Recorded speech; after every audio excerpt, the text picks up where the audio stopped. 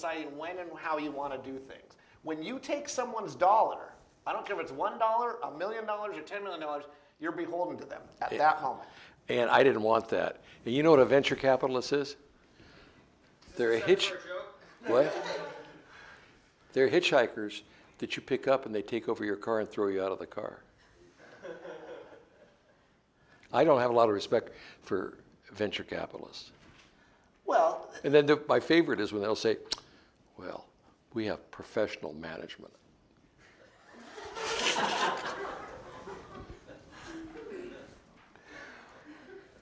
as you were growing your company, you then started seeing some inequality early on, way before but inequality in how workers were being dealt with and things like that. And you made some real decisions on how you wanted to make opportunities for your folks and things like that. Yeah, the first words I learned from my mother and father, they had their own business, were mama, dad, and honey, it's deductible. I mean, if it was deductible, I was doing it. And so I'll give you the arithmetic of deductibility and how screwed up companies are. Our workers, we had about 500-600 workers at headquarters, and we had a free lunch on Friday. And the workers thought we were the most fantastic, great people, free lunch in the cafeteria for Friday. It cost us $2 a lunch. How much did it cost me? I want to ask you guys, if I were to check $2 for 500 workers, what was that? What was the answer? What? That's how most people think. Now, if I was to pay somebody $2, how much does it cost me to write a check for $2? Don't I have to do the withholding, the Social Security, and all that nonsense? So I wanted to pay the worker $2. Wouldn't it cost me $3, $3.30 to write a check for $2? And then if I made $2, the government says, well, that's really cool, Paul. You made all that money. I'll take $1 from you in income taxes. So it cost me $1 or it cost them $3. I mean, I couldn't pass up the discount. We had health care, good health benefits. We had pension benefits. We had a program we had a daycare center at headquarters. Why? Honey, it's deductible. Honey, it's deductible. And then I was real proud of one thing. I found this group out of Minnesota that you could get the money tax deductible going in, and the beneficiaries are your workers' children for their college education. So I got and they got it tax-free then, right? Yeah, they got the tax-free money coming out. There is a little quirk on that. When you're a professor, and if you get free tuition, which I was lucky enough to get for my 3 kids, it's tax-free. Yeah, Trump wanted to change that. Well, luckily they were done. No, he didn't. No, but he didn't. He wasn't able to do that in his Tax Reform Act. He wanted to make sure that scholarships were ordinary income, which I thought was chicken shit. Well, let's not go down. No, I'm not going down there. No, but I don't think that's wise tax policy. I mean, if you want to talk about tax policy, we get the home mortgage deduction, but your tuition at school is not deductible. Like, what do you think's better off? A nice housing sector or educated populace? Yeah. I mean, when the amount of money you're paying in tuition here, I'd be a little pissed off. So not here, but at private schools. And I want to make sure that we open up and let everyone jump in a little bit. But I think one of the things when we were getting together and talking about, we're talking about the importance of authenticity. And I think that's one of the things that you see a lot of this fake, like you're talking about the venture capitalists, you see a lot of, you and I see it with students and things like that where, we're raising money, we're doing this, we got a market cap of this and everything else. You don't have a market cap of shit if you don't have a company that's making any money, for the most part. For the most part. Now that doesn't mean there aren't companies out there that have value that are not making money. There are plenty of those out there on the stock market. But at some point we're getting back to that idea of you have to make money. You agree? Absolutely. And I think when you look at that, what are some of the things where you're seeing opportunities that will head, as we're heading down there, for people to really go and, look at those areas where there's going to be opportunities ahead? Because I think all the tech, but there's still going to be opportunities in these kind of simple business. You and I both would, I guess, come from a little bit less technical oriented and we're both come from retail backgrounds and things like that. What do you think as you're looking out there and some opportunities there? Anything that's coming to mind? What do you think? What opportunities are there? We talk about them all the time. Talk about it a lot. One of the biggest ones to me, we had a guy come to class and talk about it, is how many of you have one of these? I'm going to assume everyone. Should we assume everyone? How many of you spend a couple hours a day looking at one of these? How much money do you think is pumped into those people that produce that content that you watch all day? Do you think they have services that they might need from you all? Or what about copper and mining stuff that goes into buildings? A lot of fun stuff. Oh, how about that podcast thing the guy talked about? That you don't have a way of accessing podcasts, so you can really specialize what you really want to hear. SEO podcast. Yeah. But there's not a mainframe that gets you a good search engine for podcasts. There's also, every time you look around, there's an opportunity. Yeah, you and I were talking. Paul and I were doing some work a few weeks ago with folks of U.S. and Israeli Navy SEALs. So it was a group that had left the Navy SEALs. They were transitioning out. Oh, I was surprised. And Paul was talking to them, and they're some were looking at different opportunities in tech and things like that. And you were saying, I kept asking him, do you see anything in the military you just might think's a good idea that they might use, like a better camping equipment, a flashlight holder, some bullshit. They were just nullified by the military. we lost your mind. It's okay. I'm back. They were their initiative was so discouraged by being in the military that they didn't take initiative. But I mean, they'll buy stuff from you, and every day you're constantly surrounded by something people need. And I think one of the keys is you're best to start in places that you have some knowledge.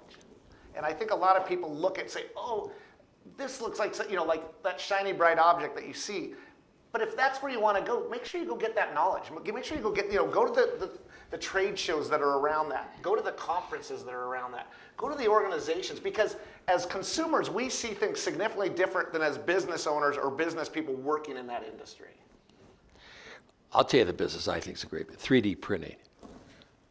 I mean, look at these cars. You ever look at how many different kinds of cars there are? Must be just taking the freeways, 100 different kinds of cars, different models. All those parts, how in the hell can how can all the warehouses on earth keep all these parts in stock? 3D printing is here. They're doing 3D printed homes now too. Yeah. I would just if it was me, I'd figure out the 3D printing conventions, I'd get there right away and figure it out. I just don't see. I mean, I was at Home Depot today, looking at different kinds of nails and all that bullshit. Why can't you just go into a 3D printer and just say, I want 100 nails? And they could just do it. Have a machine that just did it. It sounds crazy, but I think 20 years from now, they'll have that. So you'll go to a big store, and there'll be different kinds of laser 3D printers, and everything you see, you can just get, like in the hardware business. It's here. You can't possibly have this many parts without 3D printing. Yeah, and the opportunity, there are, and I you and I have talked about this a little bit too. There's also things that aren't going away. Plumbing's not going away. I know that doesn't sound not very exciting, but if you have a home and you have a problem with your plumbing and someone says, I'll be there on time and, leave your house better than when you left, you may be more excited about that than the person who says, well, I think I can get there in a couple days. And I'm not sure what time. There's so much low tech in those old school industries that if someone can figure out how to bring that in, we've seen it in the real estate business with property management and stuff like that. I mean, it's just amazing what has happened there as well. Yeah, you need electrical, you need so many things you'll never get replaced. I just think there's a lot of opportunity. I'd like to be your age again, figuring it all out. Yeah, no kidding. Yeah, no. Should we open up for questions? You want to go for questions? Let's go. Oh boy, very, very. Look at all these quiet folks. Paul, you talked about zero axis. I know that was really interesting. So, what's your philosophy on profit versus cash flow? Maybe you could talk a little bit about that. Profit versus cash flow? Yeah, like which one would you take? Well, cash Cash flow, right? Well, I mean, they have this stupid thing, you guys. How many of you are in business school? Are you all in business school here? No, none of them. We're not part of the business school. You got majors from all around. Exciting. Are you taking accounting? How many of you have taken accounting? And they talk about GAAP accounting. throw it away. It's a bunch of bullshit, gap accounting. And you're spending eons of time studying it in business school. The cash flow is what you want to study. And so, Explain what, maybe people don't understand what cash flow is, because also it's another thing, like people will have these P&Ls and go, oh, the P&Ls, and they'll go, oh, look, we're going to make $1 million, and all of a sudden go, well, where's that $1 million? It's not there. There's no $1 million. There's not the guy with the check at the end of the year handing you $1 million. Your $1 million is in perhaps your inventory, in your accounts receivable, things like that. Talk about why cash flow is so important. well, I remember my finance professor said, if you want to fly to financial heaven, you have to have enough fuel to get there. And so I was always a maniac about my liquidity, but and cash flow. And then there's so many things you can do with your books. If you're aware of the accounting rules, you're not cheating, but you're not cheating. But there's so many ways to get around taxes if you know your accounting. I promise you, how you set up your accounting procedures will save you a great deal of money. And I loved accounting. That was my favorite class I ever took, was accounting. If I tell you my favorite class, bar none. You know how you ever taken a class and you go, well, let me read the next chapter. I think this is really interesting. That was the way I was with accounting. Really? I loved accounting. I still love it.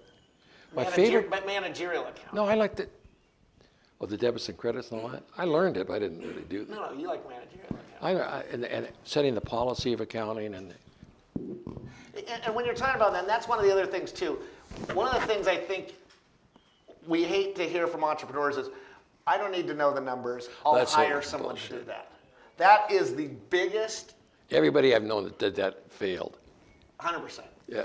You have to know the numbers. 100% have to know the numbers. You have to understand it. We will always giggle about margin. We are big fans of margin. Margin is whatever you sell it for and what you pay for. As you can get as large a gap in that thing as you possibly can. When people go, oh, I'll have 10 or 15% margin, you're basically out of business. And you know what these students don't, I'm sure you all don't know, they don't know the fixed and variable costs.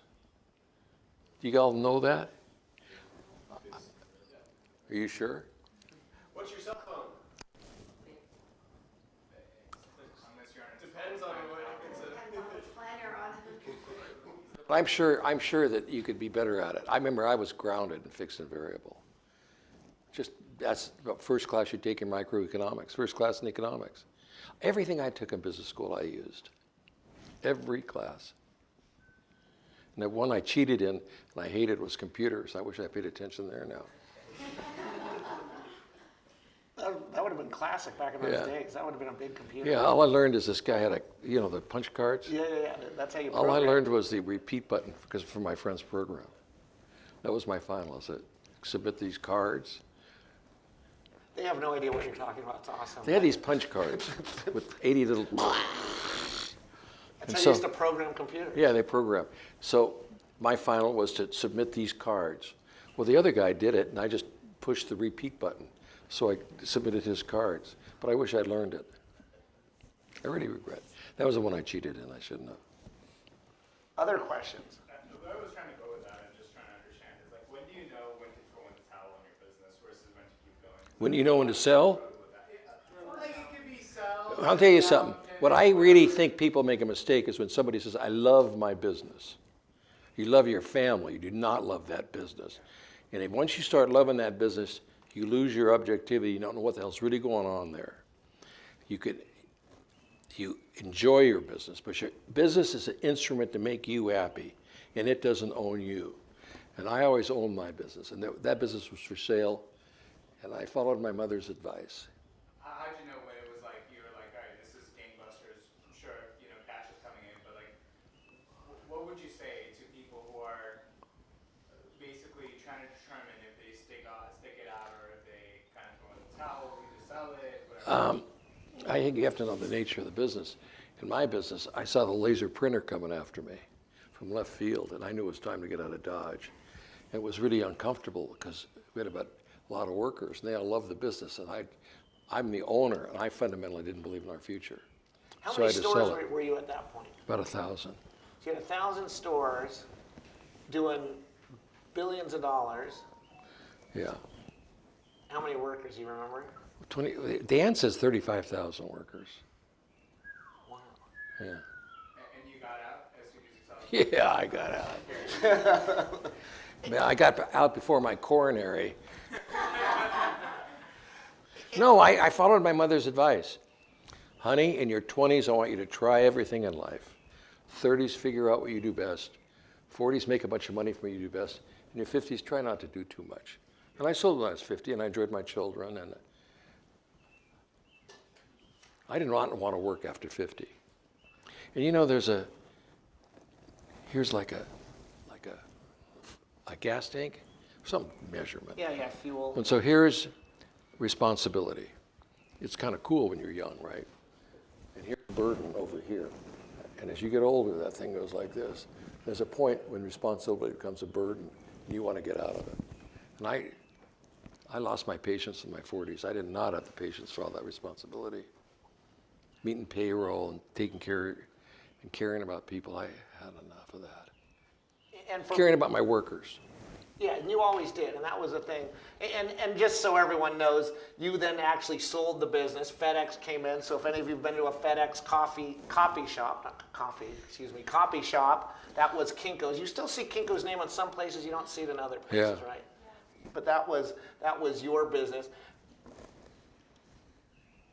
And I'll say differently. So when I sold my business, I say to people it was the best day of my life and the worst day of my life. So I had a bunch of surf shops in Hawaii called Honolulu Surf Company. I sold them in 2004 to a company called Billabong. And maybe some of you have heard of Billabong.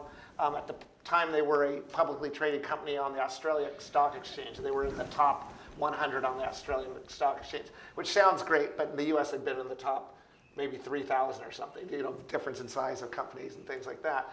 And it was a great day because, as you said, I happened to be I turned 40 that year, so I was not yet 40. And I got to be in a place where my kids' college was going to be paid for, my house was paid off, all these kind of great things that you hope to do and you feel good about. So it was a great day.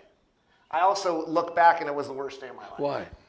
And it was worse because I loved doing it so much. And I missed that ownership. I missed that, you know, and then I started working for someone, which I'd never done. You know, like you. That's hard. I wasn't Lebanese, but I should have been because I think I would fit right in. I think I could have been Lebanese. And you know, it's funny because I laugh, and I started my company while at college. So I started a little company called Club Sportswear. This was in 1984. I'm a junior at USC. And by the time I graduate, we're doing about $840,000 selling shorts and T-shirts out of my apartment on Hoover Street. And I remember my dad, and like, you know, and then Paul and I were talking, both my parents are still alive, which is a huge blessing, 86 years old. I mean, it's just a very, very cool thing. And I remember my dad going, so what kind of job are you going to get? And I go, well, what are you talking about, Dad? He goes, well, aren't you going to get a job? I go, I have a job. I'm going to run this business. Because you're selling T-shirts. How can that be a real business, you know?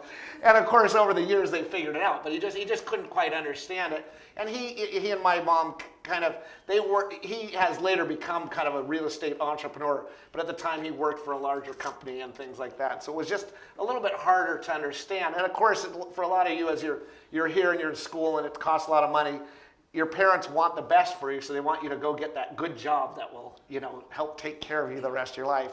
Hopefully, Paul and I are here to convince you don't get that good job and go take care of yourselves and run your own good life and everything else.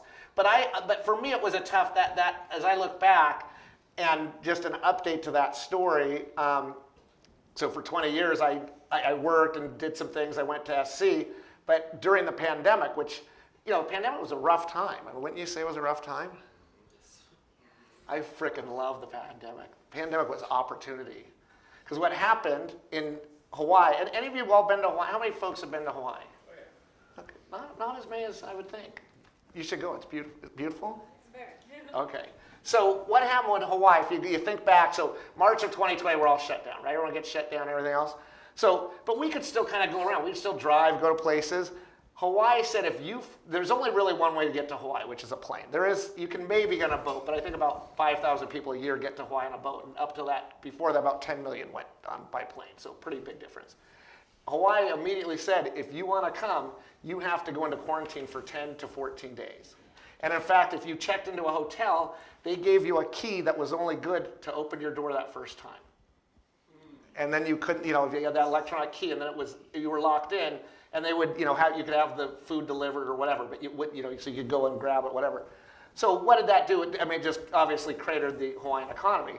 Why I love the pandemic, that gave me the opportunity to go find retail locations that went out of business. And in December of 2020, I opened up 2 new shops called Kaialoha Supply, because I'd sold the Honolulu Surf Company, and I've since opened up 5 shops. So I'm back doing part of doing what I love. So so now I'm back. That's why I have a big smile on my face. How did you like the people that took over your business? You never like them that much, they're nice people. But when they're whining and dining you, they'll tell you what you want to hear. Oh, they weren't gonna touch it. They weren't gonna do anything. We were just gonna treat you the same way. Kind of a funny story. So so one of the things for me is they said, hey, we really want you to stay. And so they gave me a big incentive to stay. And financially, it was a nice incentive. But literally, I think about 3 or 4 months in, HR called me up. I'm like, I didn't know we had HR. I mean, it wasn't one of those things. And so I say to the guy who's running the company, who was running, I said, hey, do I have to? Oh yeah, you got to go see HR. And they say, oh, you've been saying some bad words in your office. I said, I fucking have. Unfortunately, I apologize for anyone, but I tend to say some bad words, I guess. So they got. I got my. Do you remember getting your paycheck? Did you get a paycheck from Oh, yeah. them? Do you remember looking at it and going, I'm supposed to be getting this much money. How come this looks so little? Oh, it was horrible. Yeah. Yeah. Trust me, my wife spent more than the month than when my paycheck was. I mean, I can't see how people who get a paycheck, I mean, it just seems like the government's just out there kicking your ass all the time in those paychecks. Yeah, it's horrible. So don't do it. No. I was very surprised with my paycheck. How little there was there. Right, it looks like a big number at the top. Yeah. It looked kind of good at the top. Yeah. Not nearly as good at No. the bottom. Did you have to live in Hawaii when you did it? No, I lived in the terrible city of Laguna. And then how did you start at SC? So I used to do some guest lectures at SC, and they said, hey, do you want to come co-teach a class? So this was 2008, and asked me if I wanted to come co-teach a class. And I said, sure, I had time. I had left Billabong at that point, so I stayed with Billabong. Literally after like 2.5 years, I went and met with the CEO, and I said, hey, what do you guys want me to do next? And they're like, oh, well, you keep doing it, you're doing a good job. I said, okay, well, because the only job I want is yours. So either I'm taking your job or I'm going. They go, oh, you have a great time. And so I left, which was great. So I had time, so I got into SC, I co-taught a class. Now I remember this to this day, and it was great. It's fun being around the energy on a campus. I mean, the energy on a campus is awesome. And the limitless possibilities, and you want to not lose sight of that. All of you who are here and you're on campus, don't lose sight. Society and everyone will push you down and try to tell you there's only so much you can do. Keep that open mind, keep that ability of that open mind. And so it was fun, and I continued to teach, and then they offered me a full-time job as a teacher. And like you, I wasn't a great student, maybe a little bit better, but I actually thought I was a pretty good student. But when I had to pull my transcript because I had to get my master's, because I was teaching master's students, I didn't have a master's degree. Yeah. And so they go, you got to get an MBA. I'm like, okay, so luckily they let me do it at SC. Did you, in your grades, could you have gotten accepted in the school?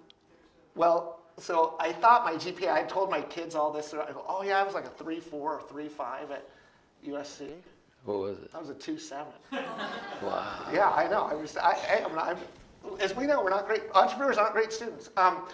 Anyways, they did let me in. Somehow I sweet talked the dean, of course. He knew the dean and I knew the dean, and he's like, don't worry, Tommy, we'll get you in. But so I went and I became full-time, and as Miriam said, ran some different programs. But as I'm moving on, I'm now going back to just part-time teaching. It's so fun, though. I like it. The teaching's awesome. Yeah. University system's not so awesome. Yeah. Hope I'm not offending anyone here. They know. They know. I think they do know, but they like to keep it that way because it keeps their jobs. What other questions do people? You guys want to share some failures? A lot. Oh, we don't have enough time. You want to start with a failure? What you guys learned from that? I had so many. You stick your neck out all the time, you're always getting your ass kicked. You're always constantly getting, you're doing something, you're making a mistake, but you're sticking your neck out. I think the one thing, and we could go in and I could tell you about, I can tell you about $1 million failures. I mean, one was I got into the sunglass business that I should have never got into, and I thought I knew what was going on. And of course, does anyone know who the biggest, baddest person in sunglass business is? Who? Luxottica. So Luxottica, I should have been smarter than this, but I'm successful. I've made money. I should be able to outdo Luxottica. I mean, they own Sunglass Hut, they own Lens Crafters, they own Ray-Ban, they own Oakley, they own all these things, and we tried to do sunglasses. So that, when you have 7-figure losses, it stings a little bit. But I think the thing that I want you to understand, there are no failures. The failure is when you don't get up. The failure is when you stay lying down. You're gonna stumble, you're gonna fall, you're gonna make mistakes. I think what we see with those folks, that you just figure out how to keep moving forward. And you realize no one cares. Like you think, oh, everyone's watching me fail? No one's watching you fail. No one cares. We're all too self-absorbed. We don't care. And so you just keep going. You just keep going. And you know who's gonna pick you up? Nobody. You're gonna pick yourself up. That's so true. You're gonna pick yourself up. And you're not gonna do you get comfort from your children or your wife when you stumble? For about 10 seconds, Yeah. maybe. I mean, like, oh, that's so hard. Honey, where are we having dinner tonight? What's the next vacation we're going No, on? I got a funny feeling that a spouse says, you're the breadwinner. I'm not letting you coming home with a pity party today.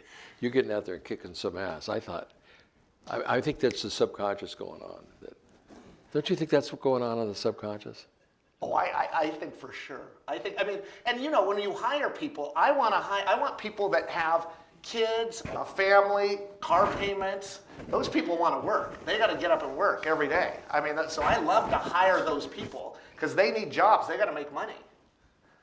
They got commitments.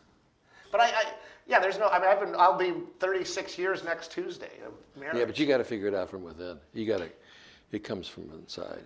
You got to pick yourself up all the time. And you wake up in the middle of the night. Now, I have to tell you something. I told you I didn't put a lot of hours in, which I didn't. What hard work is what keeps you up all night long worrying. If that's hard work, I was a hard worker. All night long, I was worried about paying my bills, how to do that. Were you a worrier? It's funny that you said about your mom's sleep. I'm a great sleeper. But I think one of the things I try to do is I try to make notes before I go to bed so I don't need to worry about those things. So if I write a couple things down. Did you have problems with your cash? Yeah, everyone has problems with your cash. You're just trying to pay your bills. Yeah, right, the float, you're working on float. So one of the things is when you pay it, you want to get as long a terms as you can. So if you're buying if you can get that vendor, anyone to give you terms, you take them and you push them out. And then now what I love, it's a game I laugh at because Paul knows my son who's king of this. We, of course, pay everything with credit cards. So we pick the right credit card to get the right points. So let's say they give you net 30 terms. So you take their net 30 terms, then you pay it on the credit card, so hopefully you get another 20 or 30 days, so you can really extend it out. And of course you get miles. I got 2,847,000 miles on American Airlines right now. So anyways, where the hell I'm going, I have no idea. But so you're always trying to figure it out, and then you're collecting money, and it depends how you collect money. Being in retail, one of the nice things with retail is you get paid the minute you hand them the goods. I've also been in the wholesale business. In wholesale, you're giving terms on the other end. And just because you tell someone pay us in 30 days, that doesn't mean they're paying you in 30 days. And so you're always playing that. And it gets back to, that's why cash is king. And then back in those days, you had checks. You guys know what a check is? They don't know what a check is now. You don't know what a check is? They know what a check is. Okay, well. Conceptually, yes. Yes, right, yeah. You haven't seen one, but you. You use checks on a regular. Anyone have a checking account? Checking account, yeah. Okay, but I mean that you were actually write a check out of. I guess you call it a chain account, but if it's a chain account, you technically should write a check out of. God, I'm so obsolete in this conversation. Well, because it's the same way when we have real estate like we do. You don't want anyone to pay you with a check anymore. No. You want them all to watch, everyone just pays online. ACH. Yeah. Well, back in those days when they had checks, I was always expanding beyond my financial resources. But at the bottom of the check, they have these little numbers. If you stick a bobby pin on those numbers, like a little pin. They have to hand process the check. It takes 2 extra days to float. Did you know? No, I didn't know that. Yeah. So I used to do that. Yeah, you have to do it. What are you going to do? Bounce your checks? You have to use that float. I was definitely broke a lot. And I think that's not uncommon for entrepreneurs that are growing. You're never cash rich, I guess, so to speak. You may have a lot of assets, but you're not cash rich. Yes? Would you mind talking a bit about time management and setting the right priorities? How do you get yourself to spend your time on the right things? Get off your phone. That's a good point. For all of us, get off the internet, get off, I mean, how many rabbit holes? The one I will, this is my favorite rabbit hole, is Alibaba. Anyone been on Alibaba? My wife freaks out because she's like, you've been in there for 3 hours because I'm on the rabbit hole of trying to find some product I can make or something. And of course you can make anything. But that was not the serious answer. What are your thoughts? I remember taking a course at SC 497, and the guy said, when you start your business, you're managing, and then as it grows, you set policy. So you disengage from the day-to-day. But I told you after 3 months, I hired a manager. And as an owner, you're not supposed to do anything. You just point fingers. Seriously, I was the owner, and I was not accountable. That sounds really weird, doesn't it? Well, I mean, you're pointing fingers, and I set up the parameters and all that, but I was a very good time manager. And I remember one time I had 7 stores, and the manager called me up, and he goes, you know, Paul, I got a balance check in the mail. What do I do? And I thought, what do? You go after the guy who wrote you the check. And I thought, now, who's stupid, me or him? I shouldn't be taking these kind of stupid phone calls. So I disengaged from the phone. I would only talk on the phone Tuesday mornings, and people could figure it out for themselves. But you have to wean your people from you. And if you have a subordinate or somebody that works with you, can't wait to ask you a question and irritate you. But if you're not there, they're going to figure it out for themselves. And What if they make mistakes? so what? What does it cost me? Well, what it costs you then? It didn't cost. It cost me 17 cents. I sold it for $1. In fact, they couldn't make enough mistakes for me. What happens is you build a bigger and bigger organization. These people do the reviews and all that bullshit, and they take risk-taking out of the organization. And the risk-takers get weeded out of the organization. I wanted those people with me. I wanted the people sticking their neck out. My mistakes didn't cost me anything. But I want to jump in for a second because you just hit on a big point. Cost me 17 cents, I sell it for $1. That gives you room for mistakes. Yeah. Cost you 90 cents, you sell it for $1, you're not worried about the mistakes. You're worried about those things. And so as you're looking at your opportunities, it's so important to make sure that you're heading into a direction where you have margin. It may not be 83% margin, but you need some great margin in there for sure. Sort of fresh markets, that's something that's not been explored yet. So I told you I opened stores in Hawaii. Is that a fresh market? Not really, it doesn't sound. No. You know what my margin is? 40, 30? 72%. He can make mistakes, can't he? We can make some mistakes. We do make mistakes. But I twist it a different way. So it doesn't have to be a fresh market, but you have to look at it in a fresh way. What do I sell? I only sell my own product. I only sell my own things. And so I'm not buying someone's thing, taking that market and everything else. I'm saying, hey, I can do this. I can, so. But it's a good question. I think Paul hit on a really good point that all of us can learn from. People steal our time. And we let them steal our time. And in fact, we sometimes feel more important when we let them steal our time because, nothing can get done without talking to me. Yeah, absolutely. I'm so important. And it's the same people who like that also like to watch people on social media that live these fake lifestyles that are so wonderful. At the beginning of the year, most people plan the year. I plan my vacations, and it took at least 6 to 8 weeks off every year because I had to wean people from me. So the art of management is getting people off your back. If you leave I always left for 3 weeks. Because you leave for 1 week, you got 2 weeks of work. You go away for 2 weeks, you got 1 week of work. You go away for 3 weeks, they got figured it all out for themselves, and they don't need you. And I remember going away from 3 weeks, coming back, and I thought, they don't need me anymore. But that's exactly what you want to be as an owner. You want to be weeded out. They don't need you. Most people don't know how to get out of work. I'm very good at it. And you're pretty successful. At getting out of work. How many people will brag about how they got out of work? But every job in that business, one time was all in my briefcase. Every job, one time was my job in that briefcase. Other questions? And I don't know how we're doing on time, so let us know. No, we're cool. The time that we're not spending here, we're just all hanging out together. So as long as there's questions, I think we're cool. Okay, we'll go right here in the middle, and then we'll go right here. We have like a photography page, and it's on social media. We also have a website that's already made, right? What could I be doing? What could I be doing other than like walking up to people asking them to follow my Instagram page, or just Why do you want them to follow you? to get more recognition, to get more people to see like Why do you want them to see you? pictures? To get noticed. Why do you want to get noticed? Somebody told me I should be selling these pictures maybe somehow. So you want more sales? Yeah, I'd want to make money off of it. Okay. Yeah.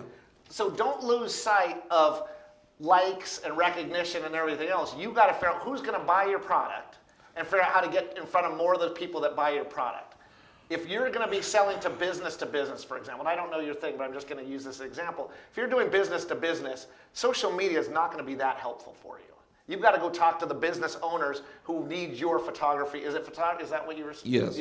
That would need your photography service. Or maybe if they're already pictures, hey, maybe they'd be the ones that would want to put the pictures on their walls or things like that. Now, if it's consumer, maybe that's the case, and so you would drive it. But don't worry about likes and numbers and whatever. The number you want to worry about is cash and dollars. So how do you get cash and sales? So if that equates, if you say, hey, if I get 100 more people that are watching me, that equals another $1,000 in sales, then you would drive it that way. But you want to make sure that metric drives sales. Thank you. Is that helpful? No, it really was. Thank you. Okay. By the way, what's your Instagram? That's what you forgot. Actually, it's over there. It's posted up on that wall, but it'd be dr.craftementary. That's another reason why you're not getting a lot of followers. Nothing personal, but Yeah. It's kind of my last names together, actually. But it's too long. Okay, I got a suggestion for you. make it easy. So do you have a website? Yes, I do. What is your website? Technically, actually, I don't have. Okay, so let's say you had a website that was super easy to remember, like mine is ryan.online, okay? You can use a redirect link, and if I want you to go to my Instagram, I could just say go to ryan.online/IG, and I could push that. So you can use a URL to point to something that's a very complicated destination. If that's your destination, you got to keep it easy for that person. All right? Question over here, did you have? Here you go. So this is in line with what you're saying about weaning off yourself from the business, the day-to-day. So I've been trying to do that, and I had 2 stores, retail. And, What kind of stores? Pet supplies, but it's with a twist, right? It's called Dog Bakery, so we make our own dog treats as well inside in the store. So I've been weaning myself off the day-to-day so I can start my other startup. But and then for whatever reason, I would lose a staff and then another staff, and then I found myself being pulled back into the business for a week, 2 weeks, and then back out again, and it's just a cycle. So how do you break that? And is there like a magic secret that you guys have? My dad was a workaholic, really workaholic. And he told me the latter part of his life that mundane is like a cancer. It'll totally absorb you. So you just got to wean it. Close the door. They don't need to talk to you. They'll figure it out for themselves. I think the other thing, no question that this is a very unusual time. So hopefully you all understand when I say I love the pandemic. I certainly don't love that people died. I don't like the sickness. I was just saying I saw the opportunity. And so in case anyone goes, this guy, one-armed guy, loved the pandemic. I mean, I don't want that to be my next thing. Certainly one of the negatives with the pandemic is it's been very hard. People that were much more willing to work before the pandemic are less willing to work today. So it's harder to find good people. You need better people, right? That's your problem. You need better people. I had better people, and then for whatever reason, they just, Right, you need better people. yeah. You need people to stay that will take that. So you got to give them the responsibility, and you have to maybe pay them more. And you got to get out of their way. I did. I left. And then set up the right systems. People like to work within a system. Have profit sharing. But it's up to you to, no one on earth goes to work to do a bad job. Not a human being says, oh, I want to go out to work here and I want to screw up this organization. It's up to you as the owner to figure out how to motivate them. And that's your primary job, is to make everybody feel like they're an owner. But you got to set that system and then get out of the way. But so they know what to do, they know how to get their answers. And I think one of the things, and myself having some retail stores, you have to have, hey, here's the monthly goal, if we hit that monthly goal. So believe it or not, my whole little crew all got brand new $100 tennis shoes because we had a record March, and so they all got stoked. They were all, and things. So you just figure out little things that you need to do. And you're going to go through people, but get that one really good person who can then deal with some of the turnover and things that you're talking about. I'm going to say a really Machiavellian story. Give the glory, keep the money. People do a lot for glory, recognition. If you say thank you, give it. One of the things they did at IBM that workers really liked is they would get a little thing to take the family to dinner. So recognized everybody contributed to the breadwinner. But really, it's your job to figure out how to motivate them. You can do it through money. You can do it with recognition. You can do it with titles. Manager, super duper manager, super duper of the. If you look at what they do at a bank, how many vice presidents do they have at a bank? If you're not a vice president of a bank, you're a horrible, you're a complete loser. Yeah. I mean, anyways. Okay, next, you had a question right here. So Here you go. Hold on. Wait for the mic. Thank you. I think Paul already touched this a little bit. You mentioned the importance of study cash flow in accounting. I wonder, what are the other technical knowledge to prepare? Not technical, it's ambiguous. Marketing, everything is cost to marketing. And you've got to spend all your time trying to figure out where that damn customer is and where they're headed. And it's not a technical thing. It's intuitive. Okay, you're going to fall in love one day. You're going to love somebody here. You're not going to love them here. What happens? You get a stomach ache here. You love them here. You don't love them here. You get a stomach ache. It's called intuition. And I think sometimes when we get these technical skills, it discounts your intuition. In customers, you can understand a customer intuitively. Understand what they are. When they see their eyes, you can tell. You can see it in their eyes. You can see all the various parts of it. But I don't know if nowadays, with all the fad of computers and this, that, and the other, that you cultivate your instinct. And to give you an example of instinct, when you reflect back on your parents, was your mother ever really wrong with her intuition? Your mother was never wrong. She didn't like your friends. You knew damn well they weren't good friends. Women have a tremendous amount of intuition. And men, for some reason, discount their intuition for their analytical ability. But I think you got to go deep. You got to go into yourself and intuitively. And marketing is the most important class you'll take. Everything is cost to marketing.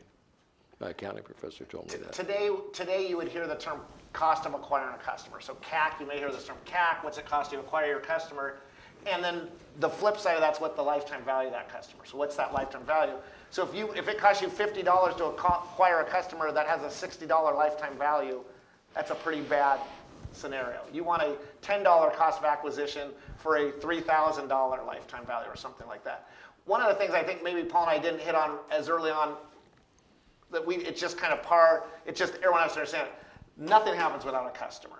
So you should be doing nothing without that customer in mind, how they're going to respond and everything else. You have to have a customer. You're not in business without a customer. And if you're talking to a customer and you're not sleeping in that conversation, they're going to tell you something.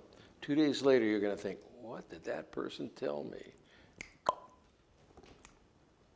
You got to talk to them. You got to listen. And I used to spend, I told you I didn't spend much time. I'd spend more time with my competitors studying them than I did my own business. And of the 1,000, and when I was in my business, I would always study success. I wanted to understand why the good stores were the good stores. I spent all my time in those stores understanding why. Because you always hire executives to worry about the bottom 10%, 20%. But what are they doing right? Well, I'll tell you what, you two gentlemen are doing something right. Did you everybody get some value today? Get a round of applause? Yeah? Thank you, sir. Thank you. And thank you, sir. We have some gifts for you. Thank you very much. Now, at UCI, we are the AntEaters, and here we help people become entrepreneurs. And so your shirt says Entrepreneur. You are officially honorary entrepreneurs. I know even if you're not a gaucho or if you're a Trojan kind of thing, you know, that's fine. But you can still wear it with pride. I have my special affinity here. This is my third store. Oh, yeah? Third store, yeah. Awesome. I spent a lot of time down here at that location. Well, we're, just out of respect for time, we're sort of going to shut this down. But the doors are still open. We have a rule, no pizza left behind. We got a lot of drinks here for you, so we can move the party outside. You can mob everybody here. And just, again, this is an opportunity to meet people. And the power of proximity is real. So it's not only these gentlemen here, but it's the people that you haven't met yet. And at the Entrepreneur Center, we're just excited that you came out to get connected. OC Tech will continue to put on events. Next month, we're going to put on a big data event. So if you're interested in big data, that's what it's going to be. Any final words that you'd like to say? No, thank you so much for making it out here. I have so many questions, and I couldn't ask because it would have been. I'm going to tell you my, you want to hear? So they didn't even. My last thing is, in your 20s, you really you worry about what people think about you, don't you? That's what. In your 40s, you don't really worry about what people think about you. Then you get to be 60, you realize no one ever thought of you in the first place. Well, round of applause. Now, you two stay there. You two stay there. And then everybody else, turn around this way.